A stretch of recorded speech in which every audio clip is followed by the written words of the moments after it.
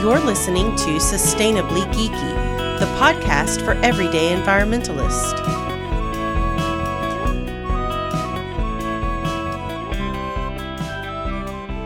Hi, and welcome to Sustainably Geeky, episode 13. I'm Jennifer, and I'm joined today by Chris. Hello. And we have a special guest today, Jane Slade. Hi there.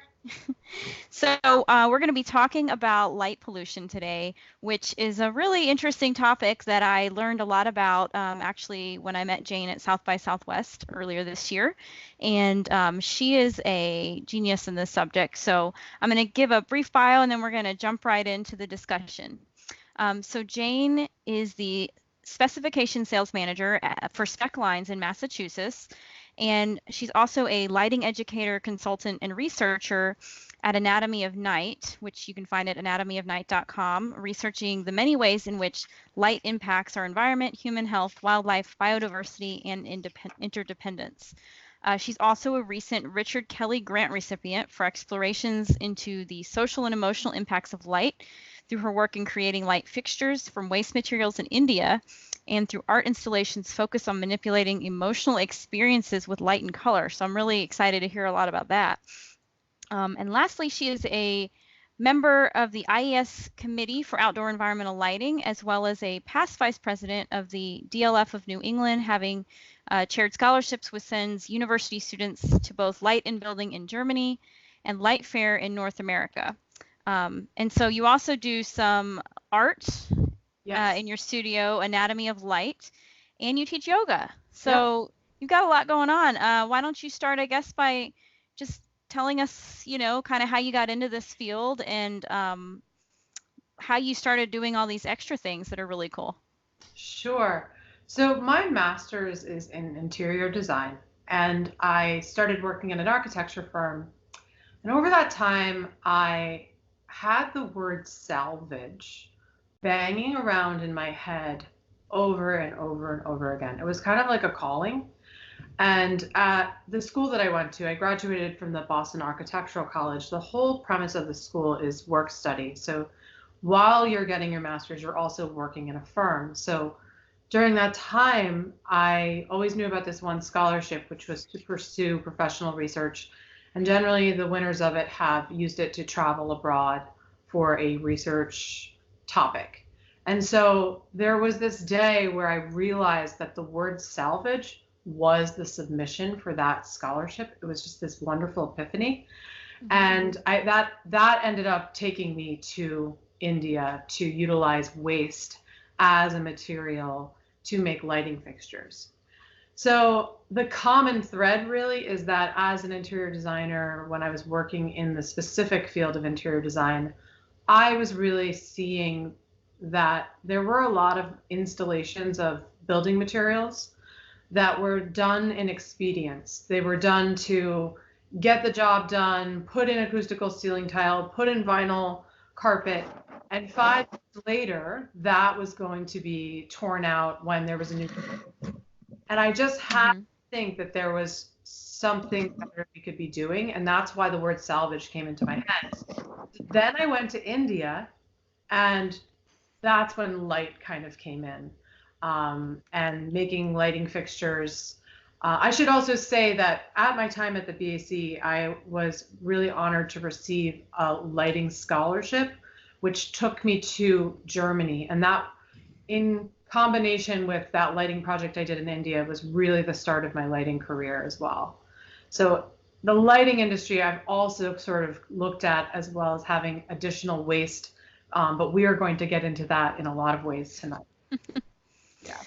That's so cool. So you had a very kind of circuitous route to where you got, but it sounds like everything kind of impacted each other, like it all kind of naturally happened, and that's really. So you've also got a lot of experience in just creative reuse and making, the best use of items versus starting from new. Exactly. In fact, there's an Indian term for that, which I really can't say very well, but it's called Jugaad, and that means it's Jugaad, and that means literally to make the most of what you have at hand. So Awesome. that concept is actually truly what took me to India. I love that. That's a really great concept, and I know, especially today with people becoming more aware of resources, limited resources, and their usage and how it impacts the planet. That's becoming a lot more popular and important, which is a really good thing. So awesome. So I guess we'll just jump into the subject of light pollution and start by talking about what is it, for instance, for those that don't know. So do you have a quick elevator pitch if somebody says, what's light pollution and why does it matter? Sure. Light pollution is really any unwanted light. And though we have grown tolerant of it, there's a ton of unwanted light on the planet. And it can come in the form of light trespass. So you hear that a lot with people saying, oh, there's light on my property or there's light shining through my windows. That's what we call light trespass, where light really is going further than we want it to go. Then we get into glare. So glare is when you have a really bright source that actually interrupts the ability of the eye to see. So you might see that in a light fixture itself, where the actual panel of lights is so bright that even though it's illuminating, it's really kind of illuminating in a very jarring way because of the brightness of the source itself. And we also have things like clutter. This is where you have so many light sources that it suddenly becomes just really unappealing and then creating a lack of understanding of our environment. And then one of the most pernicious factors of light pollution is truly sky glow. So the air is not actually invisible, though it appears to be. It's actually filled with a ton of soft particulate and dust. And when light shines through the dust, you actually create trillions of reflections. This light then is reflected throughout the sky and then reflected down back onto the earth. That creates a ton of disruption for wildlife into our waters and basically really interrupting the circadian rhythms of both humans and wildlife. So that's the bare bones of what light pollution is. Yeah, and so I had heard of it before I heard your talk, and then hearing you talk about some of that stuff in more detail really kind of opened my eyes to it. No pun intended, to the problem. I guess I had always kind of seen it as like an inconvenience. It's annoying when you've got lights everywhere and you just want to enjoy the sky or you just want to sleep or whatever. But there are real health problems both for humans and animals, as you mentioned. And sometimes I don't think people even notice that they may be suffering from them because they're so used to it, like you said, or they just attribute it to something else. Right. We have a cognitive understanding of what a stray light source might mean. But for animals, this is creating an uninterpretable language that does not make sense according to their biological rhythms. It also misinforms them in cognitive decisions, such as migration or when they think that it might be time to start reproductive habits. Yeah, because a lot of times their bodies just respond to the light that they see and they start doing things like you said, mating or eating or migrating or moving around, or just chirping all night long or something, and keeping you awake if they can't. Well, some birds are actually nocturnal, and many actually will migrate over the night. There are some species of birds that will migrate tens of thousands of miles in one stretch. When they migrate at that distance, they will start to utilize their own body tissue. So fat, getting up into even muscle tissue. They can reduce their body weight by half on these journeys. Wow. So when they have light that is taking them outside of the natural course of their migration through either light pollution from the faux constellations of cities, or not being able to see the night sky itself because of sky glow, that this can really draw them off course in a very vulnerable state. It's estimated that one light source can create impact up to 120 miles away because of the reflections. And because we have really a growing population, it's estimated by 2100 we will have 11 billion people on the planet. And it's so simple and easy for us, any one of us, to get our hands on an LED and shine it in the wrong direction, shine it at the wrong time, shine it somewhere where it can really create impact for an animal or a plant. And because of that ease, this has brought me back to a quote that I actually had found during my studies at the Boston Architectural College. And it was about plastic, but it still really holds true for me now. So Charles Eames once said that the trouble with plastic is that you can do anything with it. And boy, was he right, because 50, 60 years later, we have plastic in our food stream. I just read an article that it's estimated that we may be eating up to a credit card's worth of plastic in a week. Oh, I read Ooh. that. Yeah, I saw that too. And so Gross. that has He said this when, I'm sorry, like 50 years ago when they, he said it in the 50s. wow. That's, you know, considering you don't hear a lot about people in the beginning knowing or thinking about the dangers of plastic, that's pretty Yes. profound. Yes. And the problem is that it's really kind of like a cancer on our planet because there's no limitation to its use. And when we had light sources before, such as HID or high pressure sodium, those used a significant amount of electricity. So that limiting factor actually was helpful. Now that we can put LEDs on batteries, on solar packs, in tiny little handheld devices, LEDs can truly be shown anywhere at any time, and they are truly out of our control. We don't have controls. So we are just starting to implement lighting controls in our lighting installations in the last 20 years or so, 20, 30 years. And we're just starting to come into smart lighting controls. But the term controls really is pointing to the idea that we've not been in control of our lighting. Since we haven't had lighting controls, we haven't been in control of them. And what happens when humans are in public spaces is that they will socially loath into not doing anything about lighting that doesn't make sense. So lighting is just on because no one's taking control of it. No one knows to do anything about it. And so until we really implement smart lighting controls to override and take over, we're going to see light pollution because of the sheer factor of how many LEDs are really available to be used. Interesting. Mm-hmm. So I want to real quick jump back to something you said about the wildlife Yes. issue. I believe you talked about instances where birds got sucked into, was it a turbine or some kind of large machine or something because of the Yeah. light? They got confused and they just couldn't get out. Can you Yeah. talk a little bit about that? Because those are like extreme cases, but still like required Yeah. a lot of work to fix, I think. So that's a very famous example. That was in New York City. So in New York, the 9/11 memorial is called the Tribute to Light. That's right. And it's a very beautiful memorial. If you ever get the chance to see it, it's gorgeous. It has a waterfall that falls into the floor plates of where the building stands. So when you're standing there, you really see this water falling into a void.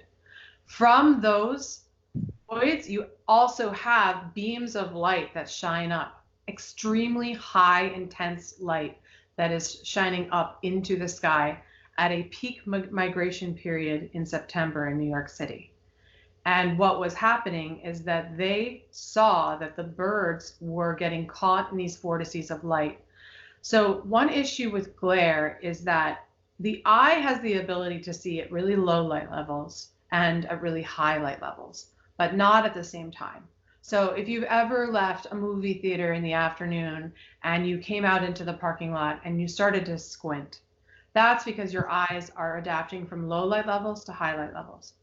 That takes about 2 minutes, 1 minute. It's a very short amount of time relative to adapting from light to dark. That can take up to an hour. So when we shine light into the eyes of animals, especially migrating animals, we truly affect their ability to see. And so the animals were getting stuck in these vortices of light. They were unable to see their way out. People below, observers, could actually hear the birds crying out and in distress. And some were dying because of exhaustion. So what had happened was a group of scientists actually made a relationship with the facilities management to turn the lights out at periods to simply let the birds out and let them go. This solved the problem. It didn't have any long-term problem for the birds. It would have if we hadn't freed them. And this really goes to show that controls and turning lights out would give an enormous respite to animals, and observing truly nighttime hours when we don't necessarily need lighting. So that can have an enormous impact, a positive impact on animals and plants. Yeah, I think that's a great example of how if we just kind of think about the consequences of what we're doing in anything, but specifically in light for this show, we can avoid a lot of issues, you know. I mean, humans aren't the best at sharing the planet in a way that is good for all beings historically, but especially with something as impactful as light, I think we can learn some lessons and hopefully start implementing some controls like you said, and just being better neighbors to our animal and plant friends. Yeah, absolutely. Chris, did you have any questions or anything you want to throw in there? We're reading this book called Outland, and it's by Dennis E. Taylor. He did the Bobaverse books, Jen. And did you read those? I did not, no. You did not. Jen, did you read them? Yeah, for the I've read book? the one. Okay, it's the same author. Anyway, tangent. So at one part of the book, they're discovering this alternate dimension, and this catastrophe happens in our dimension, Yosemite. Yellowstone. Yellowstone, the volcano there just explodes. So they go to this alternate dimension, and it's a dimension where the meteor happened that destroyed the dinosaurs a little bit later and destroyed human beings. Whoa. So there's no humans in its present time, but there's no humans on the planet.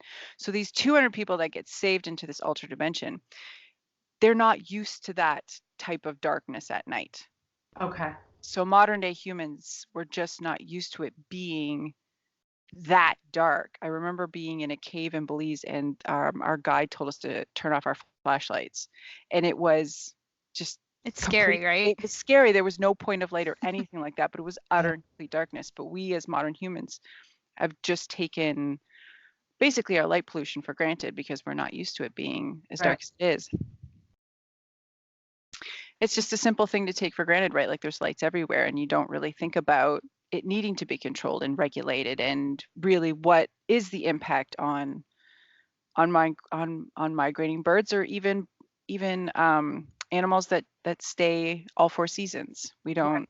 I think it's just something so little that we don't even, which is unfortunate. Yes. That it's a really interesting point that you bring up about not being used to darkness, because the problem is, the first thing that we need to do is to bring awareness to the need for darkness. Mm-hmm. The truth is that people just don't know how impactful light is. We've only come to really get an understanding of how light impacts humans. So we're extremely photosensitive. If you've ever held your hand up to a flashlight, your hand glows. We are in some ways see-through. The backs of our knees are said to be photosensitive. Our retinas are photosensitive. Our skin, it burns, it's photosensitive. All of these are circadian triggers for informing our body of the length of daylight, of the time of day, when it's time to sleep, etc. And we've come to an understanding of that. And we also utilize the map of the stars to navigate the world. Now we don't necessarily need all of that. For animals, it remains a first line of defense to be able to know time and place by being able to see the night sky. And the problem is that as humans, there's not an understanding of this issue. And I'll talk about a project, actually. There was a project in Redding, California, and they were designing a bridge over the Sacramento River, which is a known, very sensitive area for salmon and salmon breeding. They wanted to make sure that no part of this new bridge design for pedestrians was going to touch the river at all. They went to painstaking efforts.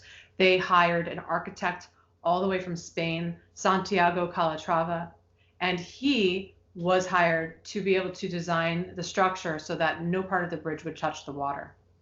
They also added glass pavers in the bridge so that when the sun shone down, it would still shine through the bridge so as not to affect even the temperature of the water. Wow. And then what they did is they added LED lighting. The LED lighting created a beacon in which the predators were able to prey upon the salmon and kill them with great ease. And this was a community that spent, I believe it was $20 million on this footbridge. And the priority was the salmon.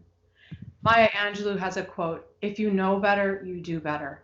People just don't know. They don't know that animals and plants have circadian rhythms.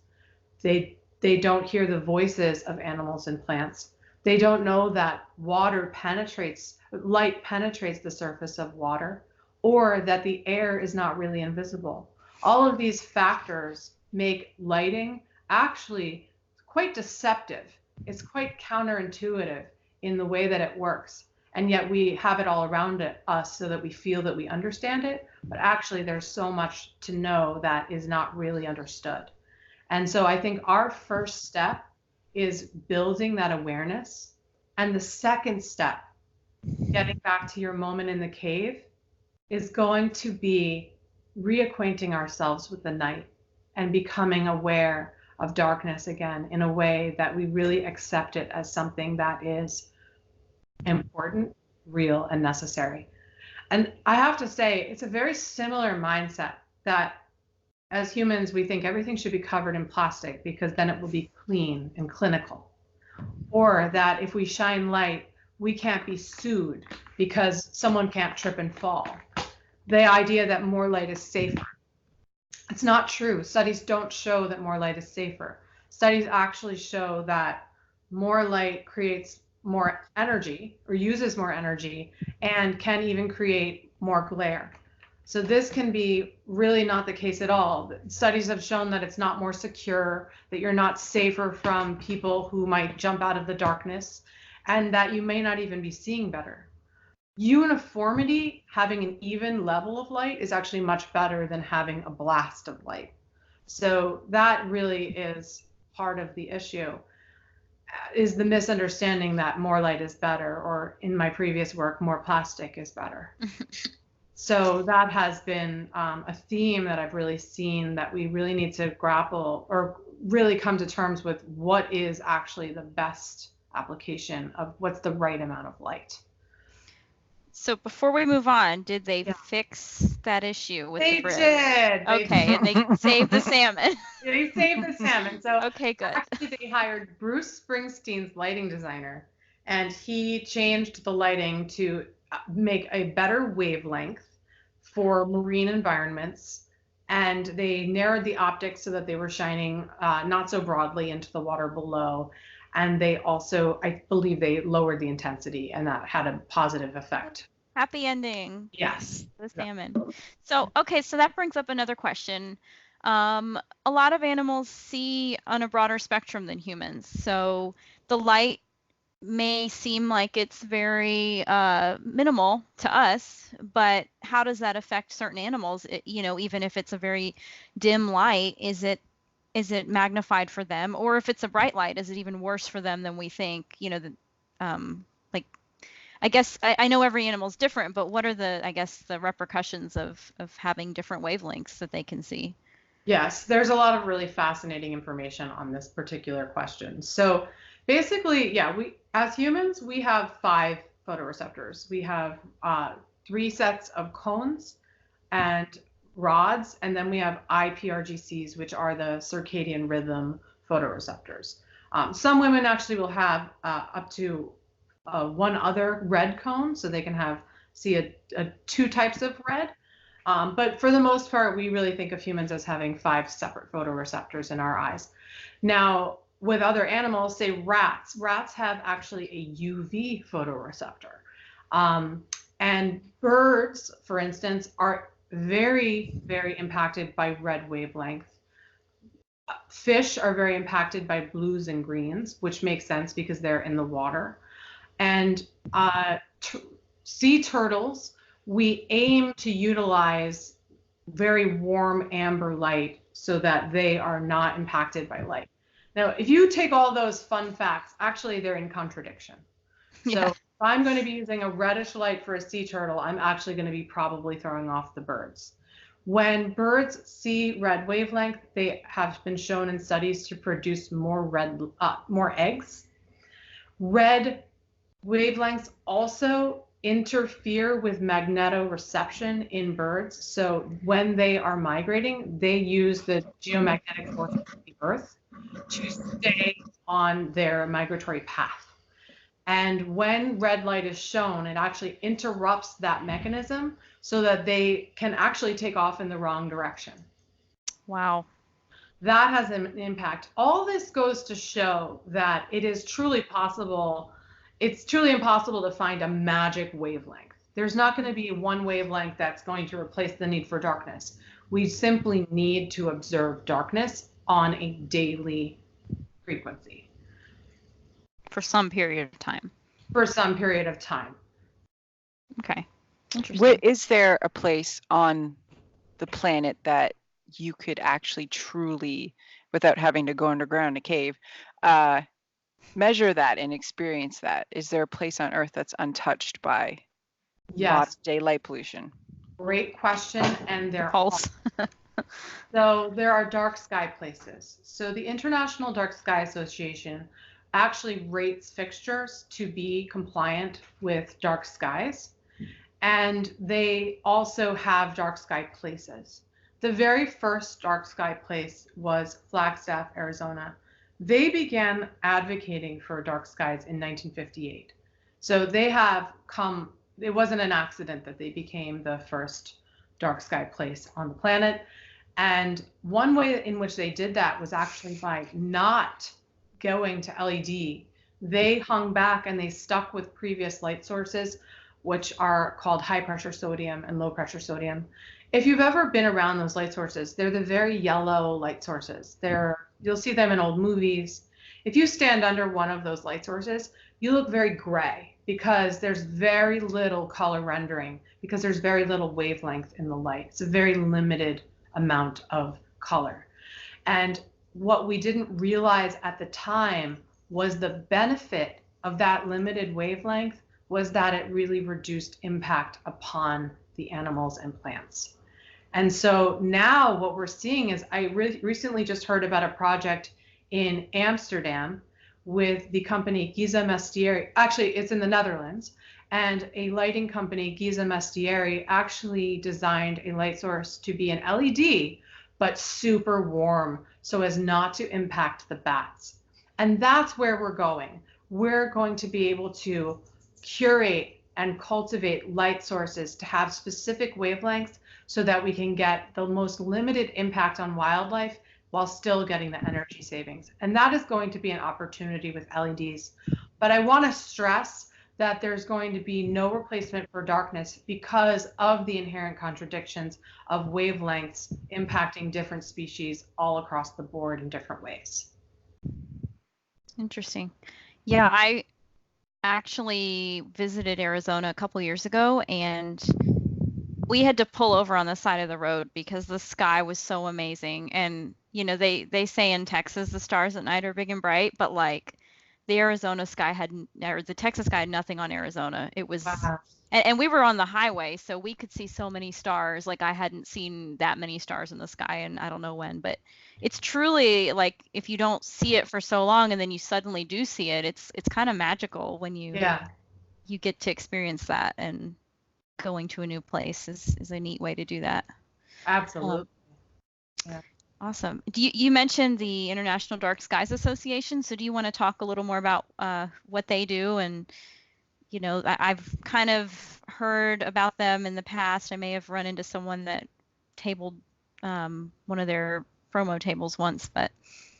Sure, yes. So the IDA is an organization, and they have been advocating for dark skies for quite some time. I'm not sure when they began. I first learned about them around 2014, and I quickly really became interested.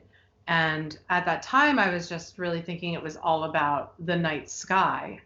And I've really learned that that loss is one that has tended to obscure the conversation or dominate the conversation about dark skies, which is that, oh, humans don't get to stop on the side of the road and see the vastness of that sky anymore. And yes, that's truly important. But there is no species on the planet that is not impacted by light pollution. And we are truly impacting the interdependence and the language of light between species. Interspecies connections are changing. The IDA is writing about all of this, so you can go to their website, there's a blog, there's scientific research, and they are a resource for being able to inform people about light pollution and its impacts. And they're one very important voice on the topic, for sure. Awesome. Yeah. So one of the questions, or one of the things that I found as I was kind of looking into this subject, is that, just about 100 years ago, we could still see most of the stars in the sky, even the Milky Way in a lot of places, even in the cities. So today, it's estimated that 3 of 4 people live in cities where they can only see a fraction of these stars in the night sky. So first, I guess, let me say it is about 100 years about the time that we started having this issue, or do you think it started even sooner than that? And when do you think it got to the point that it is now where, some people don't even realize there's more than a handful of stars in the sky?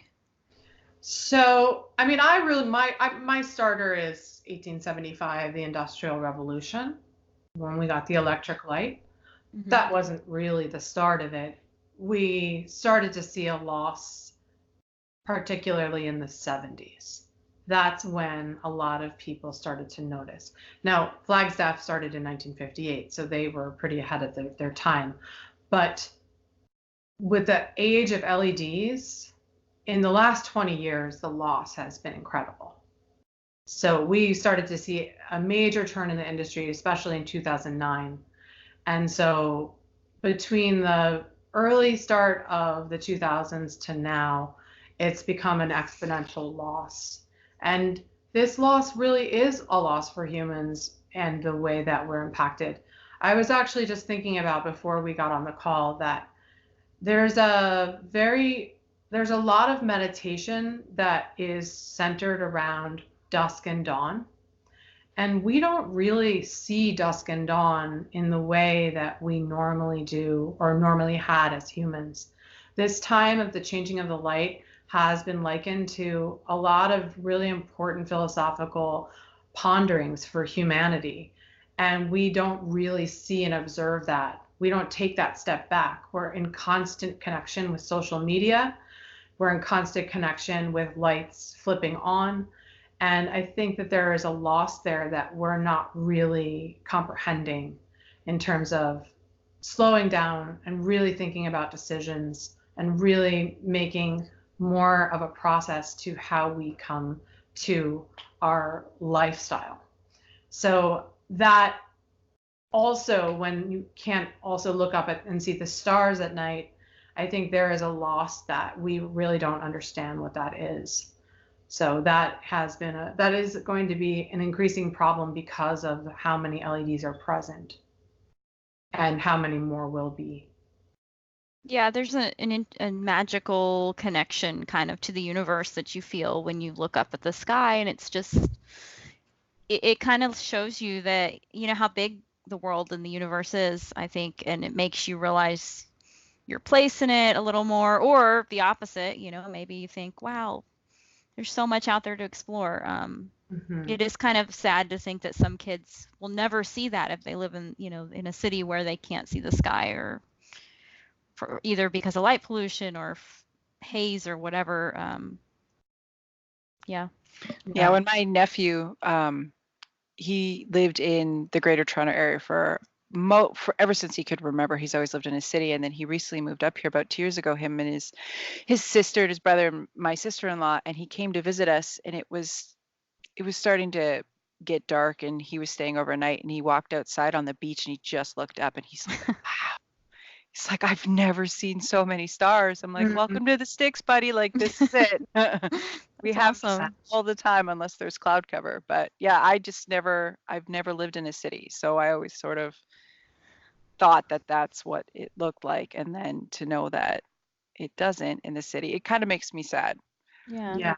That it's not as brilliant there. So folks, if you do live in a big city where maybe you don't get to experience the brilliance of the night sky, get out in the country if you can, or even maybe petition your city government to do like a lights out once a year, once a month, something like that. I don't know if that's a campaign that people have already done, but it seems like it'd be an interesting concept, just to kind of shut all the lights off for an hour or so, just to get to actually see what the sky looks like.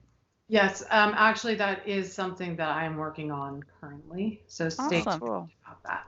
Yeah. Yay! That'll be great. Yeah.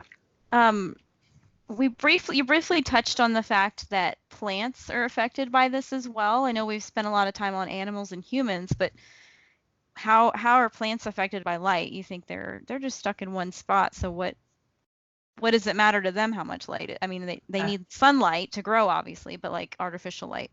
Right. Great question. So have you ever noticed a tree flowering next to a street lamp when all of its tree neighbors are not near that street lamp and are not flowering? So that tree is basically flowering because of the impact of that street lamp and its proximity. Basically, the way that trees work, and specifically, is that they deal with photoperiodism, which is the length of day. So right now, the length of day, we're just coming past the solstice in North America, and the length of day actually can increase or decrease by quite a bit. It can be 1 or 2 minutes. As you get down to the lower light level time of year, that they start to inch to much shorter periods of time. So the length of day each day separates maybe by 30 seconds, 20 seconds, something like that. So, but trees are very sensitive to that. In fact, that is what triggers them, the length of day. When the length of day falls to a certain level, that's when a tree says, oh, it might be time to start shedding my leaves, start preparing myself for winter. They do go into dormancy, which is a protective state to protect against the cold. So if they're being told that it's not a certain time of year, this can impact flowering, this can impact root development, leaf growth, leaf shape. All of this is really impactful. And what I would like to say is that plants and trees are the lungs of our earth. They are the opposite of the CO2, O2 cycle that animals participate in. And so when we throw off the photoperiod for plants, that is having impacts that we probably don't understand yet. Plants are photosynthesizers, so I can't imagine as a biological organism having my fuel constantly injected. It's kind of like if I was eating sugar all the time throughout my day, how would that make me feel as an organism? I think it would make me feel pretty terrible. So we don't yet know all of the impacts, but with the level of sky glow happening around major cities, this is creating a time where plants are never seeing darkness. I can't know yet what those impacts are, but it can't be good. Are there studies being done on this for plants and animals specifically, to target one specific problem or issue that they think they're having, or even a broad range? Yes, there are studies. Studies are showing the impact of the trees and root growth, dormancy, There are studies on that, and there are also a lot of studies on specific animals as well. One example that I like to talk about a lot is that they did a study where they put lighting poles in a meadow, and they compared that to an unlit meadow for pollination. So we have two types of pollinators in the world. We have nocturnal pollinators and we have diurnal pollinators during the day. We need both to do the ecological service of pollination. The study showed that the lit meadow received 62% less visits by pollinators. And when they studied a plant, cabbage thistle actually bore 13% less fruits than the other cabbage thistle in the unlit meadow. So this is really impacting the pollination of plants as well as insects. And on an aside about insects, actually, at any given time, there are 10 quintillion insects on the earth. There was just recently an article published in the New York Times magazine, in the New York Times, called The Insect Apocalypse. And basically, we are illuminating the earth to such a way that insects are coming to light sources and they're exhausting themselves. So at that point, we are then having bats change their sense of what is normal in their behavior, and bats are actually hanging out at these light sources and just eating the insects. So why I like to say this one example is that it's not just that we're impacting a single species. We're making a change to how species relate to one another. We're taking the nocturnal pollinators away from the cabbage thistle. The cabbage thistle is bearing less fruit, which is often the food source of that pollinator. That pollinator instead is sitting out at streetlights, exhausting themselves and falling to the ground, or being eaten by bats who would have been doing something else. So that's who also pollinate sometimes, right? Who also pollinate, exactly. So there is an enormous change in behavior that was nudged into place over millennia to create this intricate, delicate balance of species connection and interconnection. And when we change the language of light, we change how species relate to one another. Wow. So we are not only changing the temperature of the planet, we're changing the light, and all of these organisms are having to deal with changes everywhere. And it's a wonder that they're still even thriving in a lot of places when there's such extremes, happening in all of these things that they rely on. Yes, light was not specifically mentioned in the UN report, but I will say that more than any other factor over, say, temperature, light has been the factor that has kept the rhythm of circadian rhythms for plants and animals. Because light, up until 1875, was a constant rhythm of light and dark throughout a 24-hour cycle.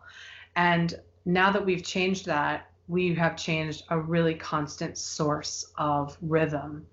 When with temperature, we had the ice age in longer terms, and then we have, say, El Nino in shorter terms. It's not quite the same of a factor as, say, light was. And now that we've changed that in such a great way, that really is quite dangerous. Jeez.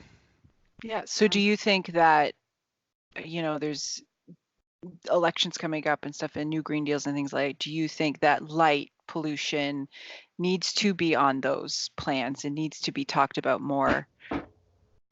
It absolutely does.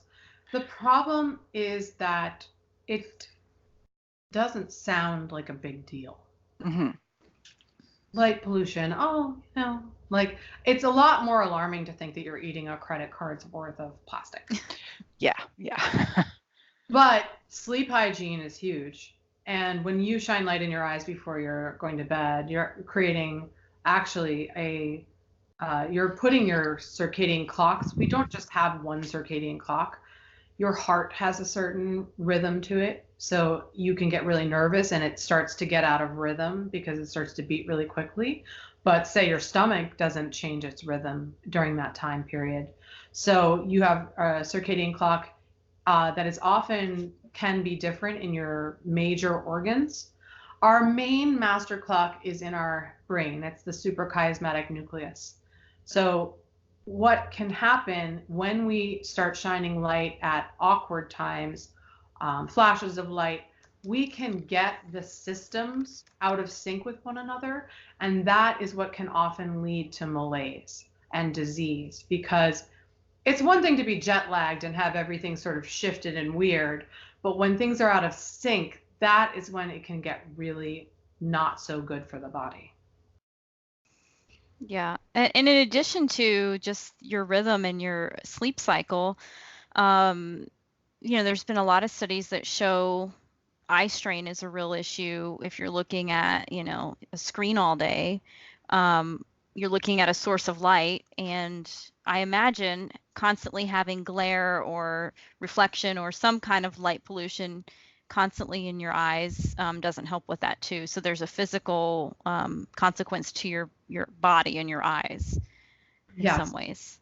Yes, it can really have an impact. And I'm an imperfect human myself. I have looked at my phone in bed and then felt like, oh my God, I was tired. Now I'm not. So it's not good. And actually, they say if you want to watch TV, it's not the worst thing in the world, because the TV is far enough from your retina that it's not shining directly onto it. That's what it's called, distribution. Where is the light falling on your retina? So it's not a ton of distribution hitting the retina. If you ever closed your eyes and you can see the rectangle of your phone, that is light falling directly on your retina and creating that shadow box in your eye. That, if you're doing that and you can close your eyes at night and you're in bed, that you're probably creating impact. So there are some settings now on some devices that you can lower, or I think the blue light filter, you can add a different setting of different wavelengths. Are those effective? Would you recommend those, or is it better to go without the light at all? I have it on my phone. I mean, I'll take everything I can get. But a question I often ask when I'm educating is, I'll ask the audience, what do you think is more important, the color of the light or the intensity of the light? And what do you guys think? The intensity? The intensity, yeah. Okay. So even if you brightness. Even if you change the color of the light, which is what Night Shift does on Apple, even if you change that, you will still be having the intensity of the light on your eye. So that's going to create, a trigger in your circadian rhythms. Okay. Yeah. Good to know. Yeah. Wow. There's danger everywhere. Even the light's dangerous. There is. Yeah. Oh man, this has been awesome.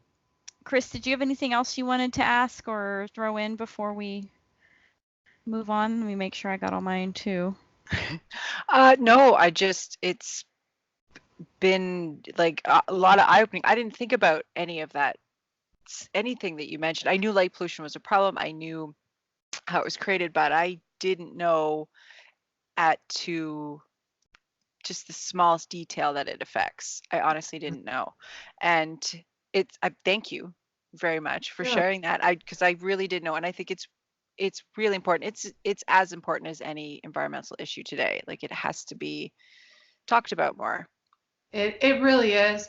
And when Jennifer and I were preparing for this, I had been thinking about it, and I thought the sensory pollution doesn't get the same amount of attention that toxic pollution does, or when we have like a physical substance. You can't reach out and touch light, or you can't reach out and touch sound that is impacting. But these are still creating enormous problems for our ecosystems.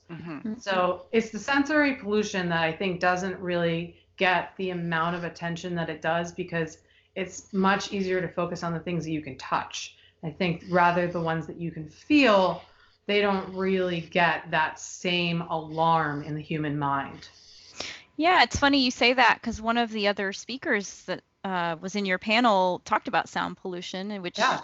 honestly I had never thought about before, but that kind of has similar impacts on wildlife when Yeah. there's noises and, with humans, it's obviously it can be dangerous if it's too loud, burst your eardrum, but animals have the same reactions, and a lot of times they hear different ranges again, like they see different ranges, and all things to think about. So Yes, absolutely.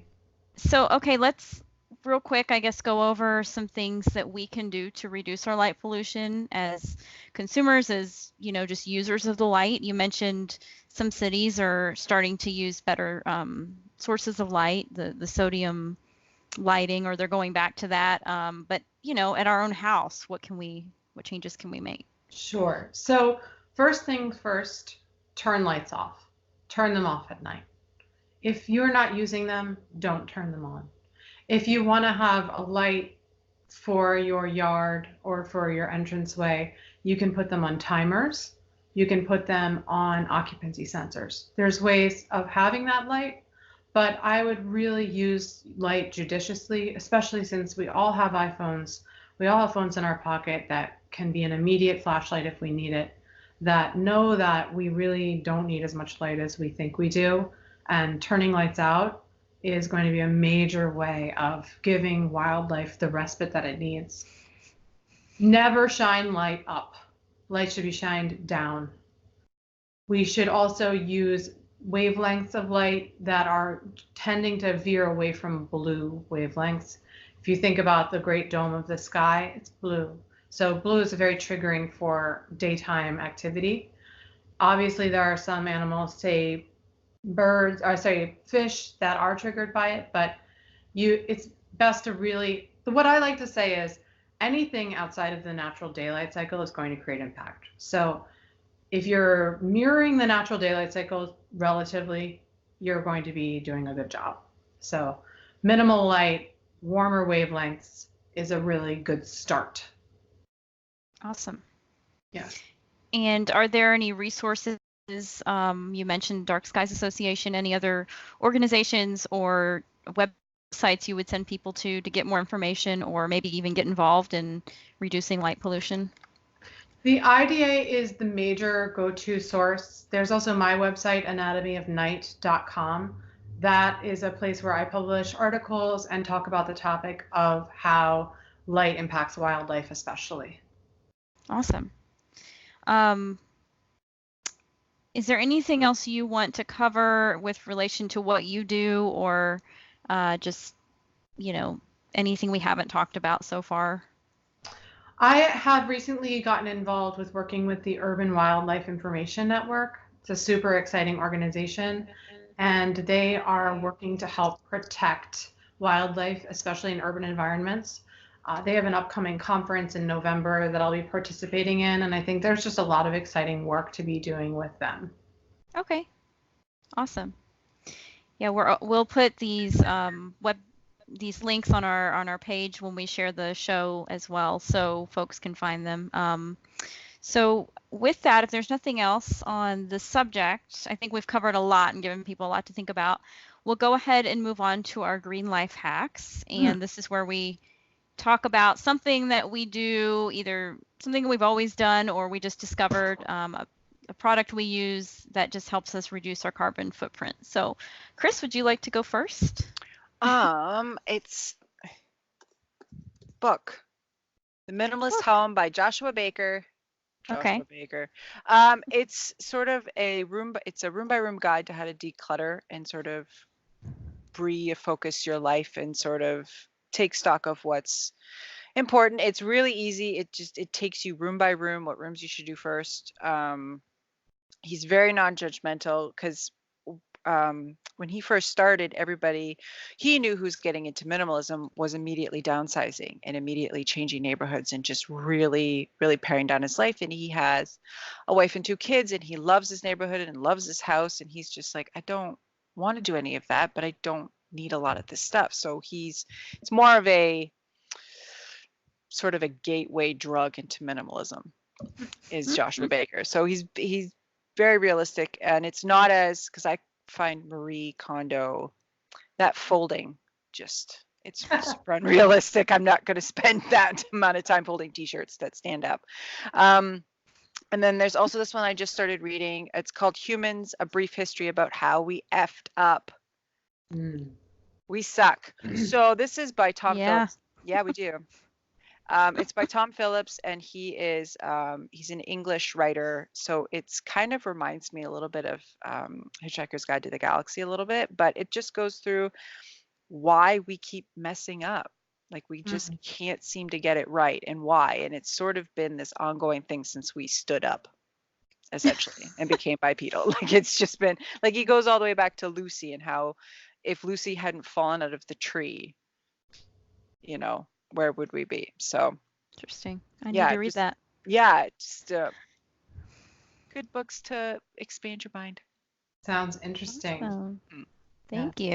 Yeah. So I had something I was going to show you guys, but after this conversation, I realized I need to talk about something relevant to what we're talking about. So I actually have, I don't have them out right now since I didn't grab it, but timers on my porch lights. Oh, amazing. To turn them on and off.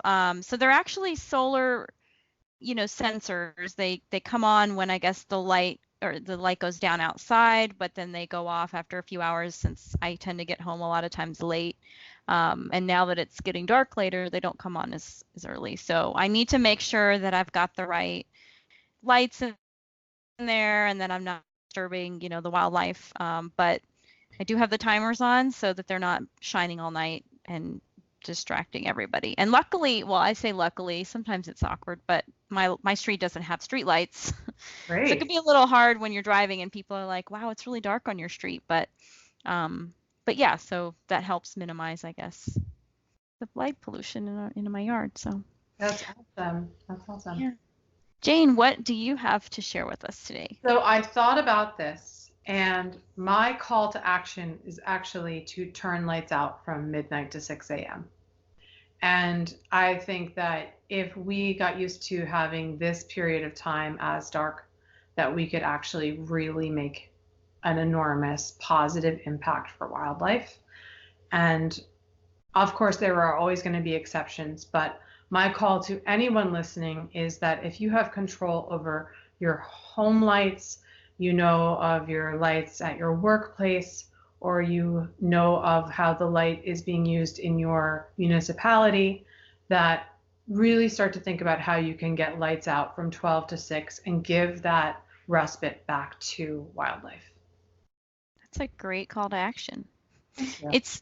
It's very unfortunate that a lot of businesses feel the need to have the lights on 24/7 because of safety, or especially in cities, I guess you just see the chains on the door and the lights on so that people can see inside. I don't know what the solution to that is, because I don't know that people will ever be okay with not doing that. But so the reason businesses do that is they think that people will break in because they'll be seen, but that's not what it is shown in studies. Actually, there is a school here in Massachusetts, and it's becoming a thing to have dark schools where you keep lights off at night. What they're seeing is actually reducing vandalism. Wow. And if you think about it, if you are a vandal, you too are afraid of the dark. You don't want to be walking around the dark either. Mm-hmm. So light is actually a beacon that attracts people, gives them the idea. That's what we're finding. Well, and it seems like it would just make it visible for them. Oh, there's a TV I can take, as opposed to if they have to take a flashlight in, then you're going to see that beacon of light in the dark and know that they're in there, right? Mm-hmm. I guess. So we need to re-educate our I guess business owners and elected officials on a lot of this stuff. So awareness is key, and I'm very thankful for your podcast, because hopefully we can start really getting this information out there. Well, thank you. Yeah, and thank you for being on. I look forward to hearing about your dark cities scenario that you're working on, and feel free to send that to us, and we'll share that on our Facebook. Absolutely. And everything. Yeah. So we'll go through real quick and say where we can find everyone. Jane, where can we find you online? You've mentioned your website, but go ahead and plug it again, and any social media you want to.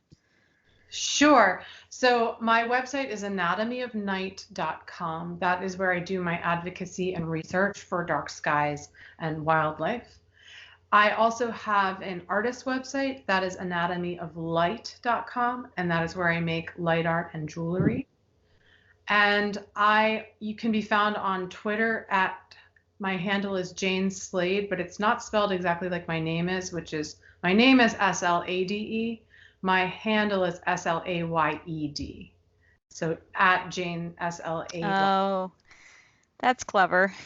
And yeah, so you can find me on all of those places. Please reach out to me if you have any projects or collaborations, if you need research for a design project and you want to try and mitigate the impacts of wildlife. I do consulting, and we are potentially, our next project is going to be working on a zoo to mitigate the impacts of how light impacts the animals. So it's a super exciting opportunity. So we're really looking to try and get people involved to make this change. And what I like to say is that at any given time, if the power went out, light pollution would truly just go away.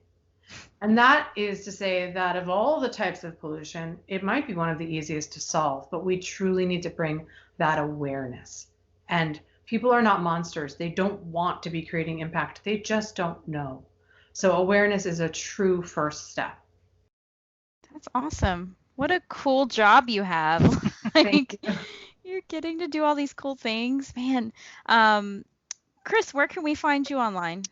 You can find me here. You can find me on Marginally Geeky and Epically Geeky, and on Instagram at Cedar Birch Cottage. I haven't been posting a whole lot as of late because I've just been enjoying everybody else's posts, but Plastic Free July is coming up, so that might be the kick in the butt. Well, and hopefully you'll have some new stuff to post, a big announcement soon to post for our listeners. Keep an eye out on that with your sister's thing. Oh, I'm like, oh my God, am I pregnant? No. What? No big announcement there. I don't Yes. know how I would know that, but yeah, so exciting things happening in Canada. And you can find me as always here on Sustainably Geeky. I'm also on Epically Geeky, our parent show, our parent channel, and Marginally Geeky, which is our book club. And of course on Instagram, Twitter, Facebook at Het's Gonna Be Me. I like plays on words. So yeah, and then of course you can find the show on Instagram, iTunes, Stitcher, Google Play, YouTube, and now Pandora and Spotify. So wherever you listen to podcasts, please like us, subscribe to us, give us a 5-star rating or whatever your channel allows you to do. It really helps us push those ratings up so other people hear us. And of course, share us on social media. We're on Facebook. And we really appreciate all the interaction that we're getting from you guys. If you have future ideas, let us know what you want to hear. Thank you for listening and have a great week.